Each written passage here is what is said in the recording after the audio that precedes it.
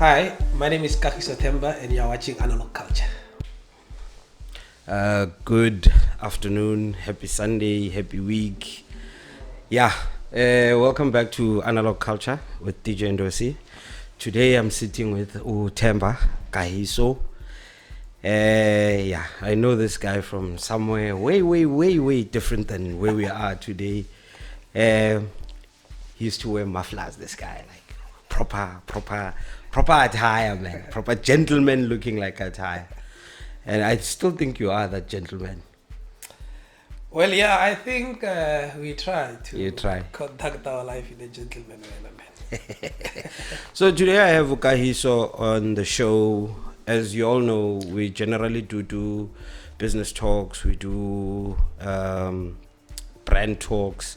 Kagiso is more involved on the legislature of this entertainment side of ours. How do you go about getting licenses? How do you go about registering for?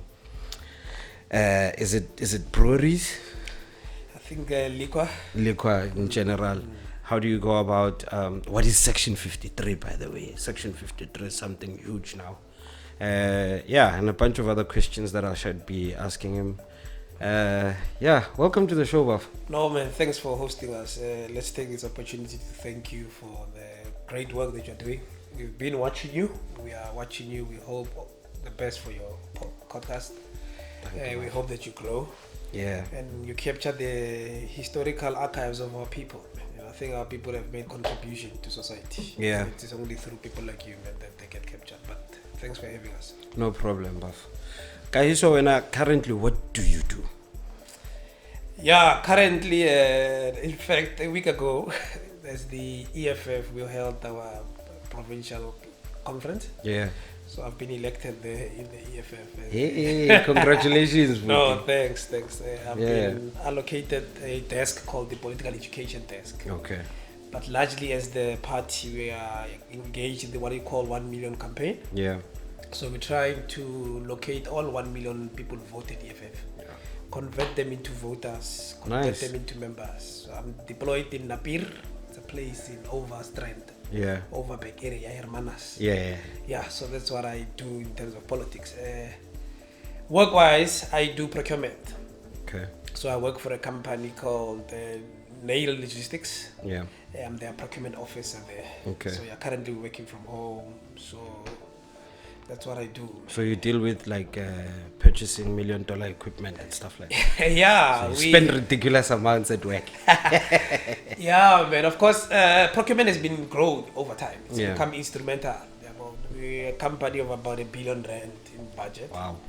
But the majority of it is consumed via salaries and buildings. Yeah, It's yeah. about 400 million. The rest of the 600 million is consumed through procurement. Wow. We procure services, we procure legal services, we procure infrastructure, Yeah. goods and services, we Yeah. procure consignments, we procure anything. It's an Anything. international company, but which operates in South Africa. Yeah. So yeah, that's what we do, my brother. It sounds like a heavy and a half job. Yeah, it's quite interesting. Yeah. Because you have to think about legislation, South African legislation. You must think about African legislation. You must think about global universal legislation. What regulates shipping, what regulates pricing, what regulates consumer index. So you have to mix a couple of things. But Yeah. also importantly, you must empower BEE companies. You must empower SMMEs. You must do business with them because we also get assessed. Yeah. BEEs. They look at how much we spend on small medium enterprises. Yeah. So yeah, it's quite a technical field, and you have to balance all those factors. It is, man. It is. Speaking about SMEs and support your SMEs, the last encounter I had where you were emceeing or speaking was there that was hosted at Errands. Konja, what it's called? It's called. We are the Western Cape Liquor Traders. Western Cape Liquors Traders. Your position in that part? Jeez, man. we have quite a bit of history with Western Cape Liquor Traders. We met them during the fees must fall. At Yeah. the time, I was studying part time at UCT. Yeah. So Fees Must Fall was very huge there, 2015, 2014. Yeah. So I was tasked by the Fees Must Fall to go and mobilize the community, Yeah. to make them understand what Fees Must Fall is, what contribution that they make. Yeah. Two important sectors our people operate in, businesses, tax industry and the liquor industry. Yeah. So I was tasked to go mobilize those. We went to the tax industry because they are already formalized. So you just email the secretary there. Yeah. They bring you in for a meeting, you give them your demands, they go and process and they give you feedback. Right. When we went into liquor, we found that our people are not organized. Yeah. We asked, do you have an organization? Do you have people? Do you have a secretary of office? They told us no. But historically, they had something called the VUMA. Okay. VUMA stands for Walter. It's an organization in Kaidich. It's led by Mamumpumi. Okay, yes. And Brakith. Okay. Brakith, very old liquor trader in Cape Town, just like the Pops in Kukuletu. Yeah. Talifa, may his soul rest in peace. Yeah. To all those people. So we then go to Brakith. Brakith, we are from the Fees Must Fall. Here's our requirements, here's our need. We want you to support our struggle. Can you sell this to the organization? He says, Shimchana, yeah, we love what you're saying, I'll mobilize people, but we don't have an organization. Yeah. Can you assist us establish an organization? So my relationship with them starts there. It starts there. To formalize them, so that's my duty, is to formalize them, to take them into stakeholders. The biggest stakeholders, of course, being government. Yeah. From your local state, being the municipality, the provincial government, and the national government. But also other stakeholders being SAB, Distel. Yeah. So I'm largely a stakeholder within the Western Cape Liquor traders, Yeah. concentrating on their, for them to be formal, on their compliance, and largely as their advocate for their ideas and the principles that forms them. Yeah, sorry I took a long one, man. No problem. Actually, we want to hear these stories. What is the are they compliant in general? I'm a business asekas. Jeez, man, the short answer would be no. But I think let us locate it, because I think a simple answer like no doesn't give your viewers, a chance. Look, our people exist in spaces which are called townships. Yeah. Historically, townships were meant as transition spaces for workers, because during apartheid, industry in South Africa was growing. Yeah. So the apartheid regime then required a large cohort of workers. Now, because they had a pass law, you couldn't live in town. Yeah. They had to find a space for you to live. So it was called township. Your Langa, your Kailicha, your Soweto, your Soshanguve, your Umlazi. Yeah. So those are townships. But the way townships were designed generally, they were never meant for human success, upward social mobility, for business, right? So one, our people are not compliant in terms of what is called business zoning, because the houses upon where they live, the properties upon which they operate, are not zoned for business. Residential. Yeah. Two, the second part is that the process of acquiring the liquor license itself, it's quite a cumbersome process. Yeah. Because the entry point for that is the city, but your end point is to go to the province, because the liquor authority itself is controlled by the province. Yeah. The third part, which makes our people not be able to comply, is the fact that, many of their areas were called smokol. Yeah. Smokol is an Afrikaans word for smuggling. Yeah. So our people's history of trade is located in smuggling. Alcohol was smuggled. During apartheid, we were not allowed to drink alcohol. Yeah. Actually, law which prevented us from drinking spirits, hard spirit. There was a law in South Africa that prevented us. So our people are not compliant in that sense. Properties are not zoned. They do not have licenses. Their attempt to try to get license is a long process, because the law that didn't take into consideration that one day we will be free, there will be a democratic dispensation, and we will need to be formalized and play a more meaningful role in the economy. Jesus. How do we change that? Manyan. Yeah, man. So, our trade is basically smuggling. We're smuggling, bro. We're smuggling. Yeah, from sponsor shops, taxis, we're smuggling. We're not meant to be there. What was the purpose here where we can't drink hard liquor and spirits mokas?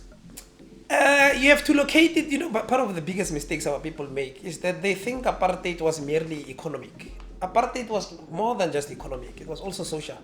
So in the minds of Afrikaners and white people in general, they saw us as perpetual kids. Yeah.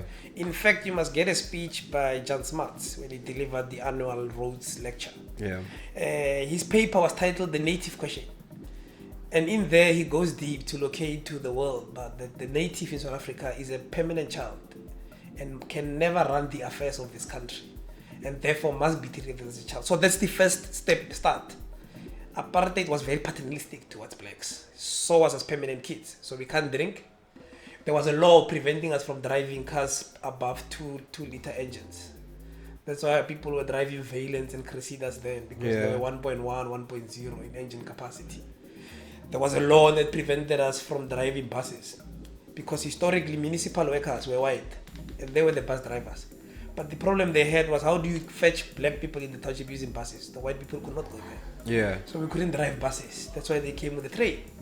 So that's where I think we must locate the question that you asked, Bana. What was meant for us? Yeah. So white people saw us as perpetual kids. Perpetual kids. Kids can't drink. Sheesh. Kids have to sleep at a particular time. Kids have to wake up at a particular time and come to town to service white privilege and white comfort. Before I take you away from this concept of politics, do you think that will ever change? Jeez, man. Friday we just had, there's the EFF again, the meeting with our Secretary General. Yeah. Very emotional meeting we had, man, and it still disturbs me to date. He locates the 2024 elections as the biggest elections South Africa is going to have since 1994. In fact, IEC has said on the press briefing that the 2024 elections is one of their biggest elections they're going to prepare for. Yeah. So there's a chance that in South Africa, change is going to happen. And then 8 years after 2024, South Africa will never be the same again. There's going to be serious fundamental change in South Africa. But the question we must ask ourselves is that, will that change be for us, the businesses that we spoke about? Yeah. Or the change, will it reverse the gains? Because 27 years later, we look back to 94. We are able to say that the change in 94 was not for us. Yeah. So the 2024, also we must ask ourselves that, will it be for us? So yes, I think there's going to be change. I think there's going to be fundamental change. But then the question rests, is the change going to affect small, medium enterprises? Yeah. Is the change going to secure black people? Is the change going to secure black industry, black arts, black performance? I don't think so. I don't think black people are worried about those questions. And I don't think it's their fault equally. Yeah. Because people are hungry, man. People are poor. Extremely proud. Yeah, people are worried about daily issues of what they're going to eat. Yeah. I mean, you wake up at 6 to catch a bus, you pass through a spaza shop, a black person is buying cheese and eggs. So basically it shows you that they did not have anything to prepare for themselves for lunch or for their kids. Yeah. So the money came in probably 9 o'clock at evening. So they couldn't go to the shop, they would go in the morning. How do you say to these people that be careful of 2024? What changes do you want? So yeah, it's a crazy one. We're hoping to make a significant impact and influence, but we can only do so much. Hell. Because I can hear you before you speak for EFF, you're speaking for the nation. Absolutely. You're speaking for the nation, and yeah, I know there's a whole lot of problems. If we drag it back to the SMEs now, section 50, 64. 64. What's section 64? Hey, it's very problematic. Like I've said earlier, the entry point of liquor trade in Cape Town or South Africa is the municipality. Yeah. Because the municipality passes what is called bylaws, which regulate trade, business, and liquor. Yeah. So they're the entry point. But fundamentally, where you're going, if you want to get a license, whatever type of license you want, you go into the Provincial Liquor Authority. Yeah. Which sits in the office of the MEC for safety. Another abnormality in Cape Town. Yeah. In all other provinces, it sits in the MEC for economic development. Here it sits in safety, something we need to lobby. So in that law, it goes particular sections, just like the Constitution. Yeah. So there's a section there called 64. So section 64, according to the Liquor Authority, which we don't believe, they say that they've always had section 64. Okay. But they could not enforce it because they didn't have infrastructure and resources. So basically they did not have liquor enforcers, law enforcers. Yeah. They did not have liquor inspectors. They did not have vehicles. They did not have staff. So what section 64 basically means is that before they evoked it, when you had a license, 2-3 months before it expires, they used to send you a mail or an email Yeah. to say your license is now expiring, please renew. Yeah. You will then go and pay the money for renewal. They will find the money. They will just look at your license and look at your trading conditions and then issue with a license if there's no issue. What section 64 does now is that if somebody has reported your establishment to say, I once drove past your establishment and you were closed or you were open, or I found a can of beer outside, you no longer get automatic renewal. Cool. Hey. Now, once you don't get automatic renewal, meaning you have to go back to how you started. You must go renew your license as if you're starting from scratch. So you must reapply. Hey, it's crazy. So that thing, I mean, it's gonna affect black people, majority. Yeah. Because like I've said when we started, black people are unable to comply. At a structural level, it is impossible to comply while you're being in the township. Yeah. Two, because black people live to work, not work to live. They leave their houses at 7 o'clock, 6 o'clock, 5 o'clock in the morning. They only come back into the township or back where they stay 6, 7 in the evening. Yeah. So the only time traders can trade is between 6, 7, 8 and 9. Yes. You know? Because one, the role of alcohol is to de-stress. The role of alcohol is to create conversations. Yeah. But the role of alcohol is to also give you a sense of relaxing.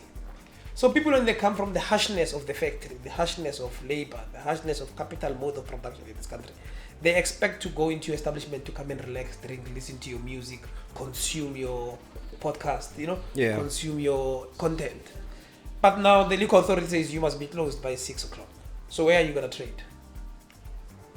You can't. You can't. So what happens is that your neighbor knocks at your door and you give them alcohol against smuggling. Smuggle. Then you are found it out, you will not get automatic renewal.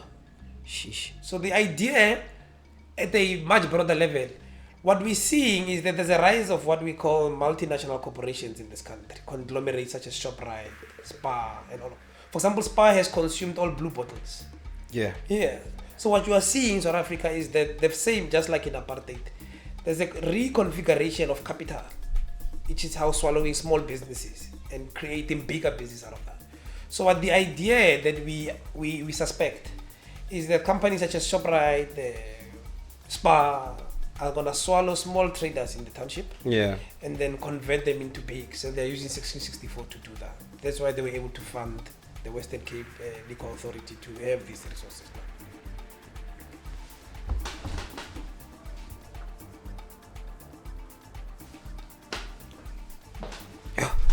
Hey Joe. You're making me feel like, yeah. It sounds like there's nowhere where we are given an opportunity to say, this is our corner. Because why I figured you would be one of the people that could explain these things to me is we've been going to a Kailicha for years. And the most recently established spaces would be Iran's, the Milk, the Spade. Those are the most prospering businesses, and yet there's still more businesses on the side on a smaller scale that are actually going into these businesses. Those businesses are not making it past the liquor license. They're having a very big struggle in getting liquor licenses. Whereas you come to a CBD, let's leave the CBD. You drive into a Constantia, for instance. Main road, Pearl. There's a coffee shop, bottle store, a restaurant, a bar. Those places operate like they don't have rules. For instance, Ekas, you cannot have a stoop outside of the registered premises to say you're going to put umbrellas or a tent there and people can sit outside and enjoy the sun. You get shut down immediately. That's incorrect. So a lot of businesses operate under strenuous rules as opposed to a town. Yeah. I'm trying to figure out how does then people fight that part. It's crazy. Look, I think for me, at least the struggle has to be engaged at 3 levels. And this is the part which I think our people do not appreciate or begin to comprehend, right? Right. I think at the smaller level or at the micro level, our people must learn to unite. So Rens must be able to say, how do I partner with the milk? The milk must say, how do I partner with Spade? The Spade must say, how do I partner with Ndo-C, for example. Yeah. So our people must learn to trade amongst themselves. That's at the micro level. Yeah. Or let's call it the primary level. At the secondary level, our people must be able to own what I call the upward and the downstream benefits of liquor trading or whatever trade that you are in. Yeah. Let's look at liquor as a typical example, right? Liquor, you sell alcohol. It comes with fridges. Who supplies your fridges? It comes with glasses. Who supplies the glasses? Companies. It comes with trays. Who supplies the trays? The umbrellas. Yeah. The advertising equipment. It should be us. Okay. SAB should be able to come to us and say, I'm running a campaign. Everybody who buys this amount of liquor, I'm giving them fridges, I'm giving them caps, I'm giving them umbrellas. But it must be us in the area who supplies those things to the traders, and we invoice SAB. Yeah. So we must control the secondary stream of Okay. trade. Now, at the tertiary level, at the higher level, is that we must lobby for legislative changes. So we need to participate at the local government, because like I've said, the local municipality is the entry point for alcohol. So Yeah. we need legislative changes there. 2, we need to lobby for legislative changes at the provincial level. So meaning we must participate in politics, we must participate in elections, we must participate in forums. But over and above, I think our people must be organized. Yeah. I think the Western Cape liquor traders must be an organized structure. It must have offices. It must be able to have a legal office Yeah. where it pays a retainer monthly to a black professional, self-respecting black professional, who will be able to litigate on behalf of our people, litigate on behalf of traders, litigate on behalf of the industry. But more importantly, we need to own shares Yeah. in these companies that supply alcohol, the farms which produces alcohol. We need to own the wheat, the barley, the water that ultimately becomes alcohol and we consume it. So that's the level, the 3 levels that I think we need to participate in if we want to make meaningful changes to the trade of our people. Sure. You were still telling me about those 3 levels, and you mentioned something when it comes to SMEs having to own that part whereby we start supplying some of the parasols, in instance, classes, and that mobilization. I can definitely say that there are companies out here that are doing these things. But one thing I've noticed a lot in Cape Town is the small SMEs are doing a resale. So whether I like it or not, I end up buying by the same factory that is actually owning the manufacturing part of it. So the entire blockchain belongs, not the blockchain, the manufacturing chain belongs up there. Whether I want to get into that position, you just get stuck somewhere. Problem Again, we have to pay closer attention to the structure of the South African economy. The South African economy is a highly saturated economy. Yeah. It is highly concentrated and highly monopolized. For example, if you go into the biggest mall, Century City, Yeah. huge as it is, you'll find that maybe majority of the shops are owned only by 4 companies. The Foschini Group owns Narki, owns Foschini itself, owns Archive, owns Earthchild, owns At Home. So in one line at Century City, where you think you've bought the different shops, at 4 o'clock when the money goes into an account, it goes into one account. Yeah. Then when you name others, Game is owned by the same company who owns Pick and Pay. They own multiple other stores inside the mall. So the mall might be huge, Yeah. but at 4 o'clock the Reserve Bank makes sure the money goes to the rightful owners. Yeah. So those rightful owners are actually 4 companies. So it's a companies. highly monopoly, highly concentrated. What we need to do is that we need to understand that structure and break that structure. How do you break the structure? Now I suggest, and I think it's something that we must lobby for. We need to ask the question, or we need to say to the local government, 51% of whatever is consumed in this municipality must be produced in this municipality. Right. So 51% of the chicken consumed in Kailicha must be produced in Kailicha. We consume chicken in Nando's, we consume chicken at Pick and Pay, Spa, ShopRite, KFC, you can mention that. Yeah. But if you ask them where does this chicken come from, nobody in Kailicha plays a role in the contribution of the chicken. Yeah. And we're not saying, but it must be this 1%. No. ShopRite can say we want 1 million beds of chicken per month. Yeah. Ndo-C is contributing 200,000. Banban is contributing 100,000. Banban is contributing 50,000. They go into one factory. And then Rainbow can give the surplus. Yeah. Where we can't meet the capacity. Right. They'll tell us how they want it wrapped. They can send inspectors to our factory to come and quality assure that we're giving them the right chicken, which is cut in the right way, and then we supply. We must be from Kailicha. Fair enough. Just chicken. So I'm saying we need to lobby for legislative changes and say that local, or at least in the municipality where we live, 51% of whatever gets consumed in that municipality must be produced in that municipality. So basically, you've opened up new industries everywhere.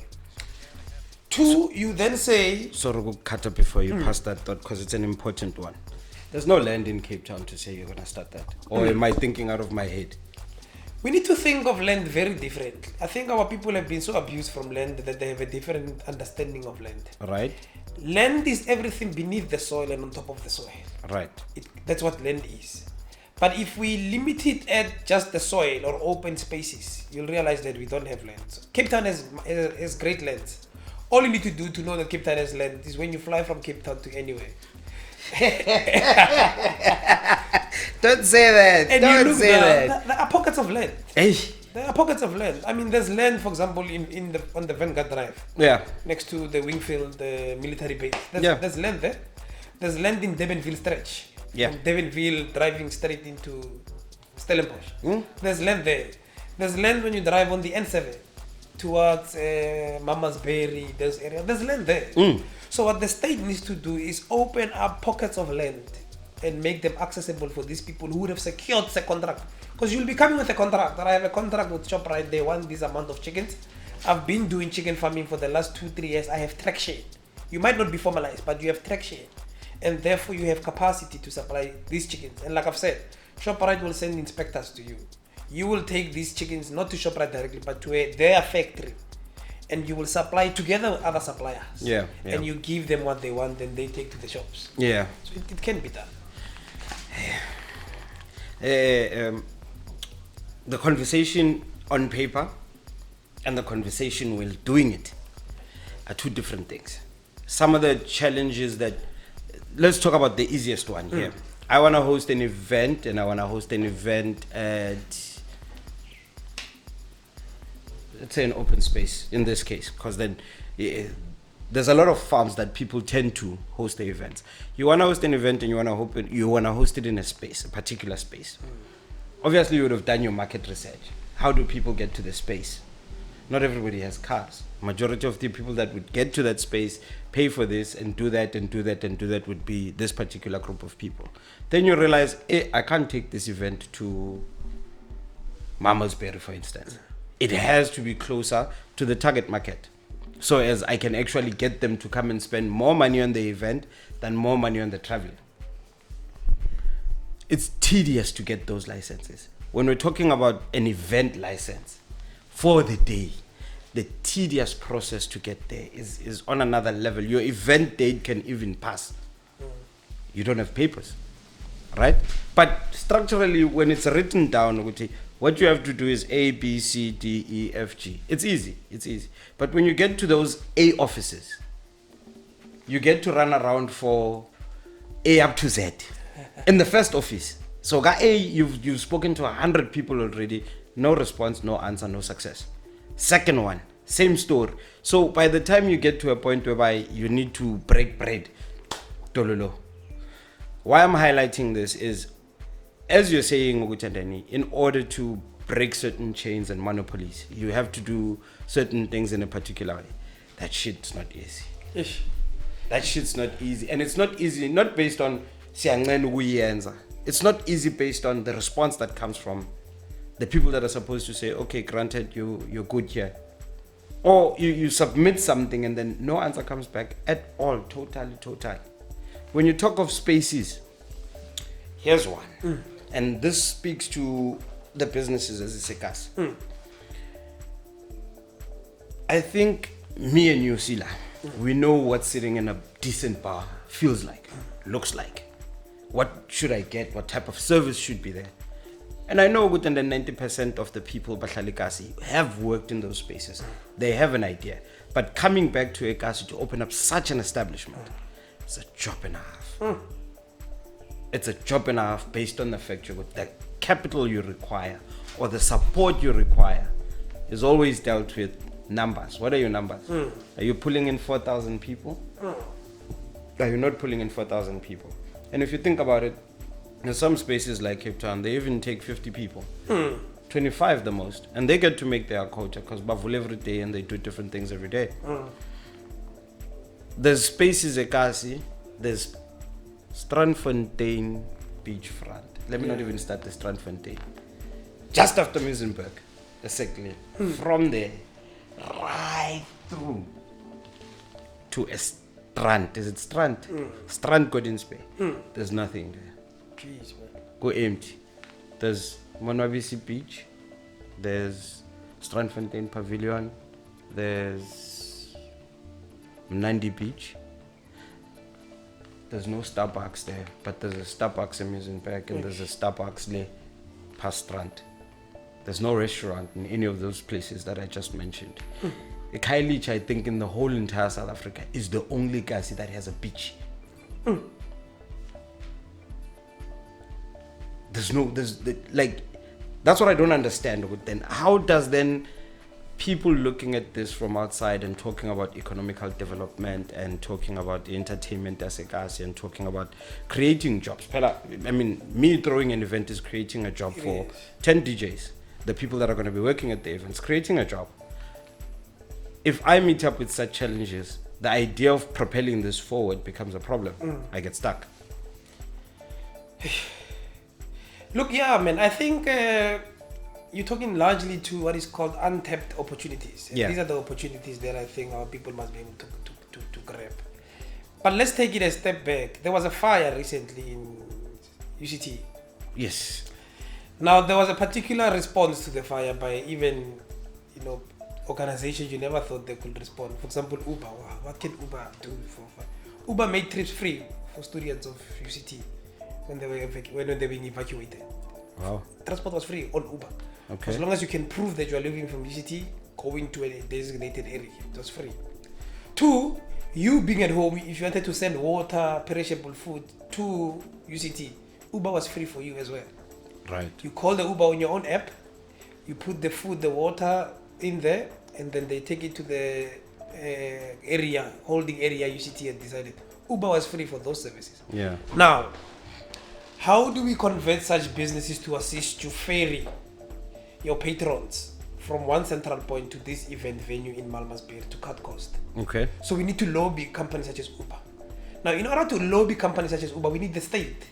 Because the role of the state is to regulate. Right. The role of the state is to come in between business interest and societal interests. Where those two interests conflict, the state comes in as a neutralizer. Okay. So the biggest mistake they've done in this country, for example, is to weaponize this thing called tender. Now people are called tender entrepreneurs. As if when you go to the state and ask them for help, you are now corrupt. No. The state must be able to intervene and say, Ndo-C wants to throw an event in Malmesbury.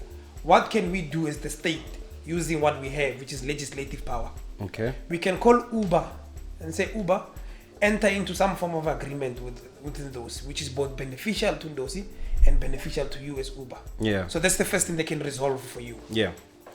The second thing that needs to resolve, for example, on the stretch that you speak of, is very painful what you're speaking of. The state must be able to give you concession. The state must be saying, Ndo-C has traction of trade. We know this. We've gone through his books. We've gone through the history of his company. We will donate as the state land, bulk infrastructure and buildings on these pockets of spaces on the beach that you speak of. Right. So we know for sure that you're not going to pay rent at least for the next 4 or 5 years. Right. You're not going to pay water and electricity for the next 4 or 5 years. The state will consume that on your behalf. Okay. Because one, the state sees the potential, the state sees what you are doing, and there is what is called the multiplier effect in your business. Like I said, you're creating employment for DJs. Right. So the state must be able to sponsor those things. Right. And you come in what is called the private-public partnership. You then put up the infrastructure, there's a restaurant, the equipment, there's the sound. You bring in the chefs, the food, and voila, we have an industry. Yeah. What we have in South Africa is a state which has been decapacitated of capacity. Our state can't even buy its own ball pen. Can't even buy its own ruler. It depends on a tender. What is that? A state can't close a pothole. It must wait for to advertise a tender. So what I'm saying is this, and you're asking how do we intervene and where do we start? We need to capacitate our states. And the danger in this country is because South Africa is a country of two nations. One nation is white, it's prosperous, it's in business, opens its establishment till 2 o'clock. Yeah. Only 50 people come in. It has access to parking. It can grow the stoop that you speak of, can put umbrellas on the road. It happens every day. Every first Thursday. Yeah. If you go on Brie, they block the streets there, but you Yeah. can't block streets in Kaidich. No. In Gugulet. So what we need to do is capacitate the state. And I'm saying South Africa has two nations. One is white, it's prosperous, can block roads. One is black, it's unable to block roads. So those two nations, and it's poor. So what we need to do in South Africa is to create one nation. And then once we create one nation, we'll then able to establish what is called nation states. Right. Because France is a nation state. If you are a French president and you begin to betray the people, which are the nation will call you to resign as the president. So they remove you from state. They are saying, as the nation, you are no longer advancing our interest as the state, and they remove you. In this country, we can't do that because we are not one nation. And the black nation that you speak of is the one that's been sidelined, that does not have access to infrastructure. Yeah. So two, we need to make sure our people are in that state that we're talking about. Local state, whether they're as MECs, as mayors, as members of council, but most importantly as executive directors, as policy writers and policy implementers. Because the danger that you're going to have with our people not participating in that is that you're going to have, for example, I'm making an example here, somebody who's Muslim, Yeah. who will impose their own cultural and religious beliefs on a liquor industry. Do you understand that? And they don't drink. Exactly. Yeah. So your event license will be delayed. There will be responses. There will be no responses. There will be blockages. Why? Yeah. Because somebody has imposed their own cultural, social ideas on you, forgetting that they are now discharging a responsibility of the state. Yeah. Hence, I'm saying we need to create one nation. And that nation will build the state and the state capacity. And that state will be aware that we don't have black entrepreneurs. We don't have SMMEs. We don't have people who are participating in the economy. Therefore, we need to do it. How do we do it? You use the ones that are currently here, SMMEs that you mentioned. Yeah. When there's a Starbucks that's opening here in South Africa, you must tell them 51% of the Starbucks must be partnership with South Africans. Yeah. Ownership and control, not just shares. Yes. Ownership and control. So that's the level that I think that we can intervene, and that's the level that I think that we must intervene, and it should happen. Do you think we're winning? I think we are. I mean, I never thought one day I'll sit with you in a podcast. Here we are. So My wife said something this morning about rushing. And she said sometimes the rushing needs to stop from black people, and you need to allow the fact that you might not get that dream that you think should work. It's not going to happen in your time. It might happen in somebody else's time. So just facilitate the process and forget. So Absolutely. Yeah. Your relationship with should I say Kailicha businesses, the liquor spaces,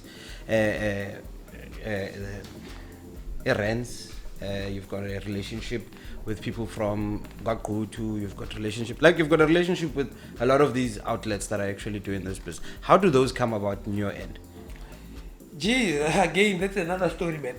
I started off as a consumer of their content. Yeah. I used to love the consuming the content what old. I Yeah. used to have what they call Monday boys holidays. Yeah. So you come from the stress of Monday. Now maybe you're waking up by weekend. You're not relaxed, you'd go there. Yeah. What age, for example, they used to have fish fries on Wednesdays. Yes, We used yes. to consume their content. Rents started when they began to satisfy what I called a vacuum in the market. Rent was the first establishment to say they'll open 10 o'clock in the morning, they'll close at 11. Yeah. So they were able to tap into a consumer who doesn't want to drink beyond 11 o'clock. Yeah. Who says, like, look, like USA, the wife says, hey, go out for the weekend, but please be back by 12. Yeah. You knew Rent could satisfy that for you. Yeah. So I started as a consumer of their content. But I went over and above because I'm a person who sparks thought. And there was a thought that came to me that asked, but the content we consume from Rents, from Tutu, from Ace, where do they consume content? One? Yeah. Basically, where do they buy? Yeah. If we are saying we must buy black, the people who are buying black from them must also buy black. Yes. So I began to interrogate that question with Rents, with what, but where do you consume? Hey, they started telling him, Chana, please come back and sit with so we can tell you what problems we have. Yeah. And of course, like truly to the commitment, I went back to listen to their story. It was a painful story. Right. I mean, from Tapobza. Tapobza is one of the oldest liquor traders in Cape Town. Yeah. Prakith. Yeah. Mamumpumi. Those people, man, they'll tell you about Red Door. There used to be an initiative by government called the Red Door. Yeah. They come a long way.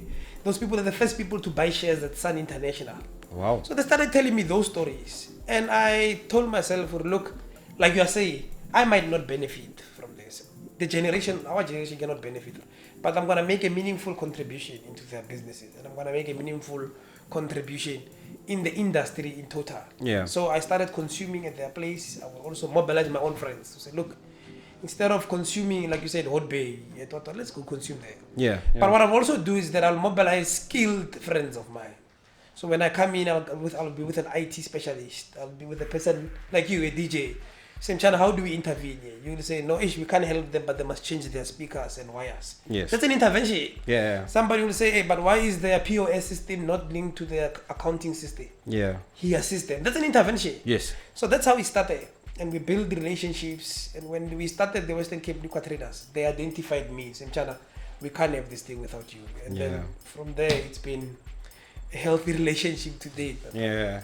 So in the organization that you're in now, Liquor Traders, are you assisting new spaces to acquire licenses? Absolutely. Zoning and all of that jazz. Absolutely.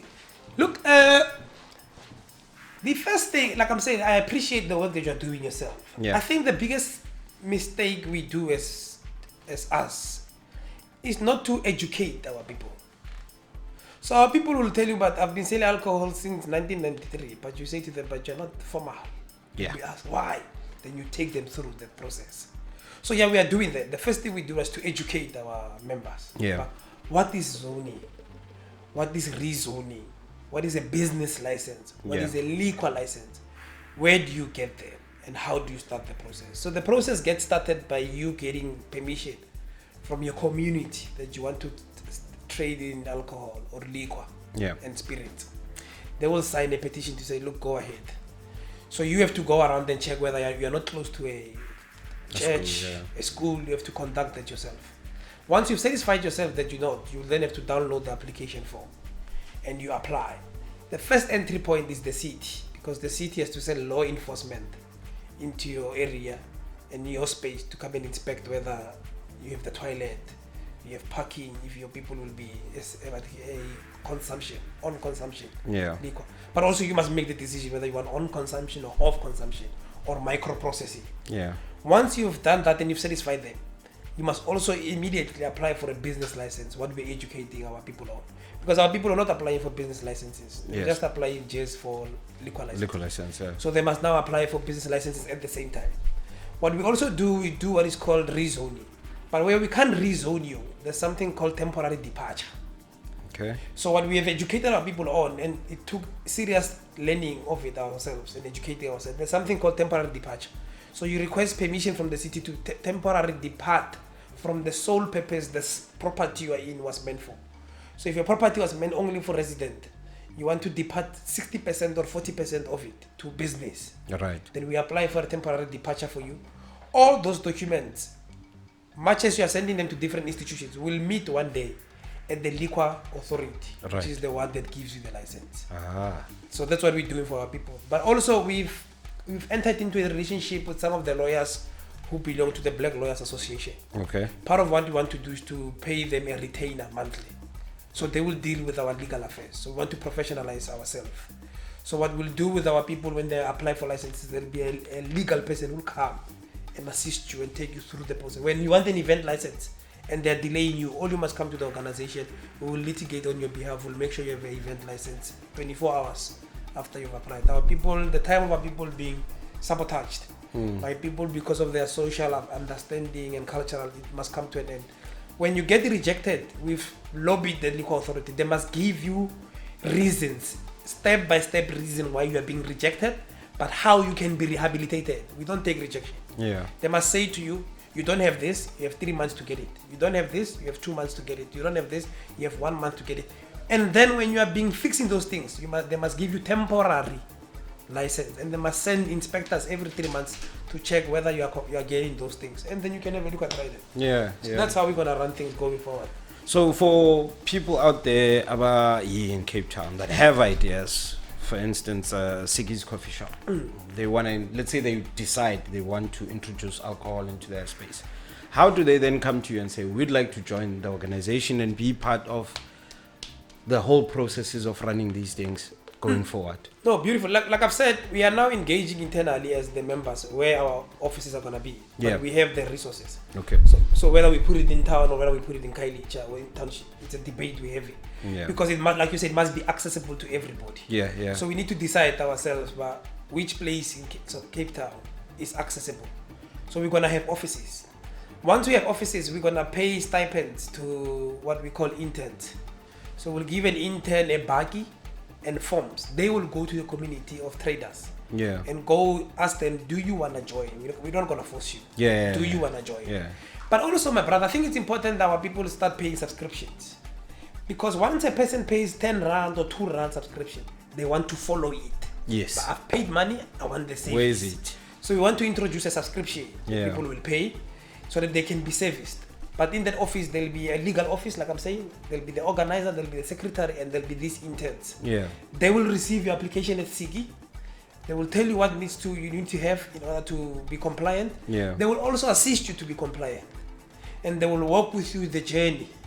And the beauty about the fourth IR is that it has introduced technology. Yeah. So some of these things no longer need to be done physically. Physical, yeah. So we will assist you do it. So that's how we're gonna do it. We'll have a website, we'll have an email address, we'll have offices, and then I think from February 2023, Yeah. we'll be able to advertise all those things to our people. But currently we are accessible through any liquor trader. If you go to any taverna, Yeah. any person who's selling liquor formally and with a license, they know, they will be able to assist you and take you to our relevant department. I'm very lucky I've got his personal number, but I'm not sharing. Yeah, I feel like there's a lot of knowledge that you have about certain things that a lot of people actually get stuck on. Because I've seen a lot of things happen like Cape Town. You know, the smaller enough projects in isolated corners. I was helping these guys to know where bridges of music are and what do they do. And they were like, oh, okay, so I was like, yeah. Here's the contact person. I feel there's a lot of people who are stuck, unaware of how to get out of that corner that they're in, because in their heads it's, I don't have formal education, metric, we don't have money at home, I don't have this. So they start looking for the small things that don't take them anywhere. I.e., yes, thing about yeah, no, I'm available.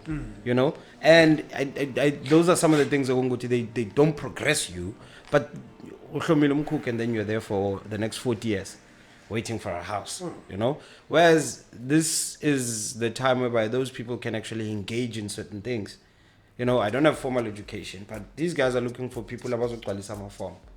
Let me go do that just for the sake of, I don't have this. You get what I'm trying to get with this. Yeah, so I figure somehow the work that you guys are doing is actually important to the community. Oh, thanks. I want to drive as much traffic to your side as much as I always get knowledge from what you guys do as to, okay, this is how we do this is how we do that. And yeah, I think what you're doing is very much appreciated on my end, man.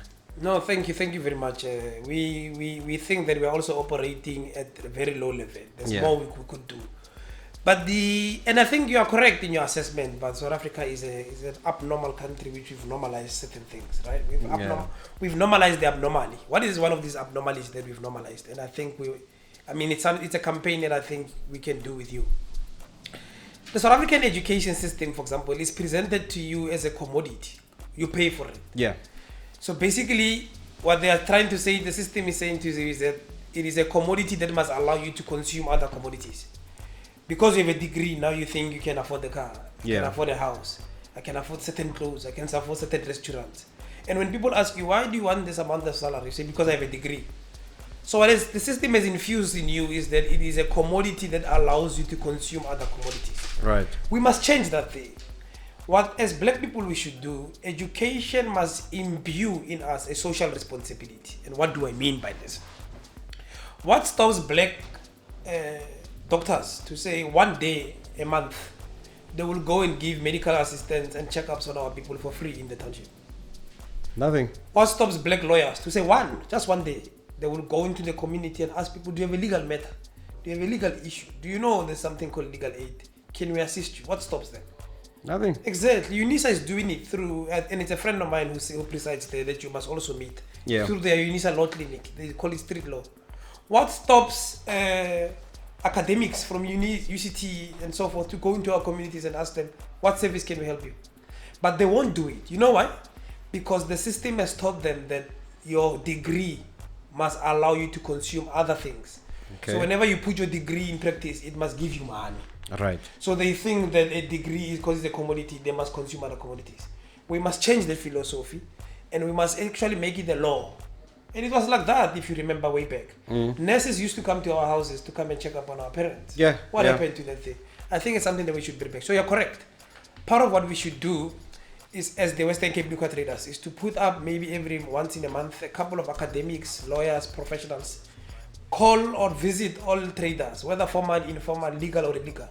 And we ask you, what are your problems? What are your challenges? Especially in the language they understand. Yeah, yeah. Because sometimes English and Afrikaans can be very intimidating. So we need to also give a proper language that our people use. And then we must change the lives of our people. And like, I agree with you, it might not happen in our generation. Yeah. But it can be benefit the next generation.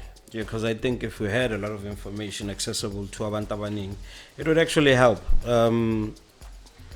For instance, if in Kailicha, and I want to find out where are we on fighting Section 64 or fighting this, what is the legislation? I really don't know where to go. Absolutely. I don't know. Okay, there's the municipality office. When I get there, who am I going to ask?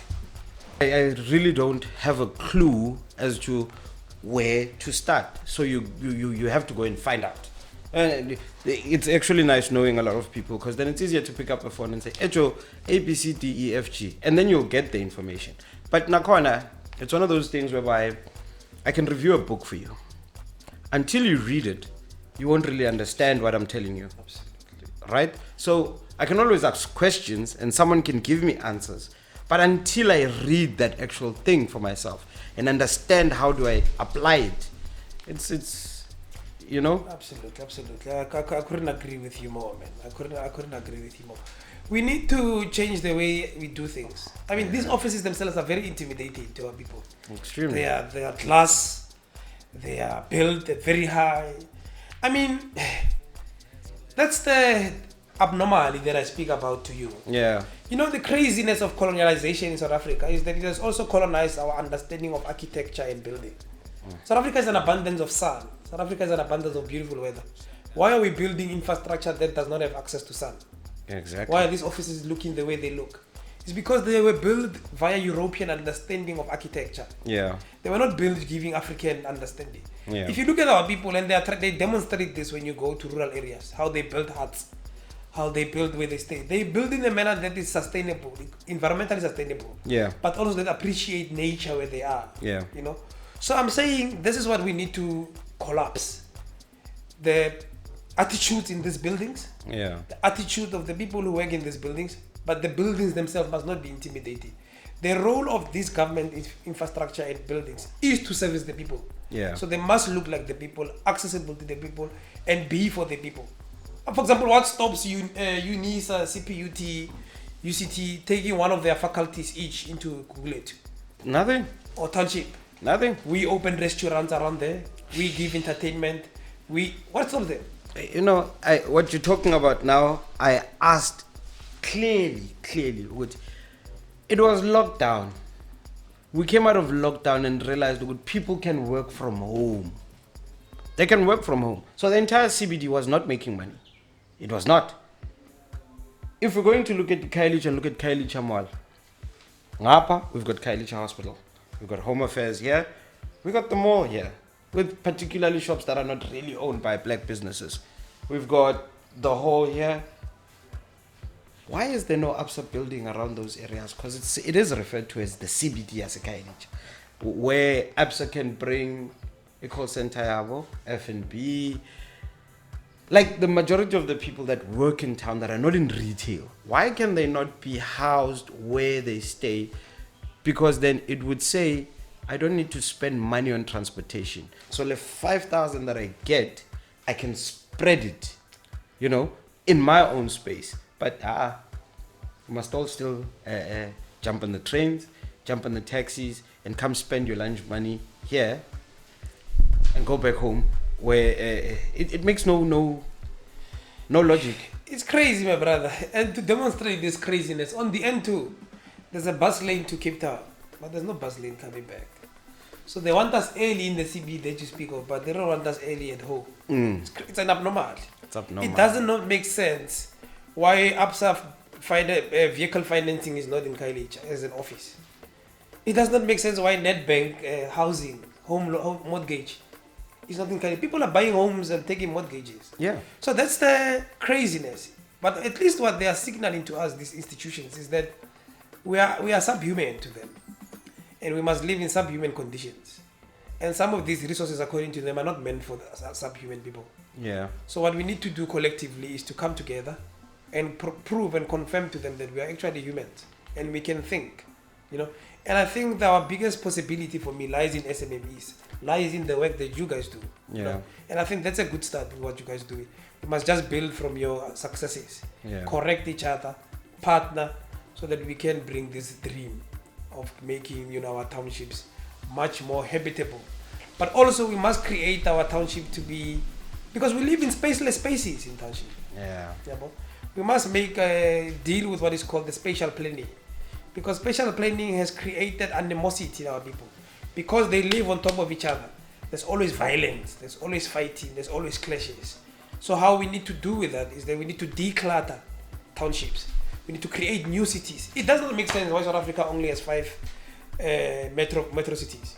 So basically in this country, money exchanges hands, real money, in only 5 cities. Sheesh. It's crazy, it's an abnormal. It is. Why there's no new city after Paarl? How? Why there's no new city after Worcester? So what you are doing then, you are forcing people to leave Eastern Cape. Young people come to Cape Town, December they go back. Yeah. You must create new cities in Eastern Cape. I mean, you drive the whole entire garden route. You can drive for almost 2 hours and you see nothing but just one farm that has a small shop that does breakfast for all the people that are doing up and down. Exactly. Another 200 Ks, same story. Let's declutter townships. Let us declutter the cities. And how you do that is exactly the question that you asked about the constituency. Yeah. We need different town planners. A town planner, when they plan the new town, they need to already designate and zone. For this street, there'll be pubs. This street, there'll be business. Here, there'll be coffee shops. There'll be a library. There'll be a taxi rank. There'll be a bus rank. There'll be a train station.